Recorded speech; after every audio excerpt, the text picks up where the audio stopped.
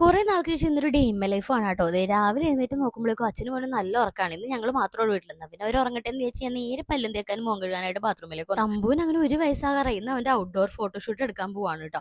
ഞാൻ അടുക്കളയിൽ എത്തിയപ്പോഴേക്കും അവർ വന്നിട്ടുണ്ടായിരുന്നു. ഞാൻ എപ്പോൾ ഫ്രിഡ്ജ് തുറന്നാലും ഈ ചെറുക്കനെ അപ്പം കഴിയണം. അച്ഛനെ മനസ്സിലാവിനെ മേളിൽ കയറ്റിയിരുത്തി. ഇന്ന് നമുക്ക് ദോശയാണ് കേട്ടോ. നമ്മൾ എന്താണ് രാവിലെ കഴിക്കണം അത് തന്നെ അവൻ കഴിക്കണം. അപ്പോൾ ദോശയുണ്ട്, തേങ്ങാ ചട്നി ഉണ്ട്, തക്കാളി ചട്നി ഉണ്ട്.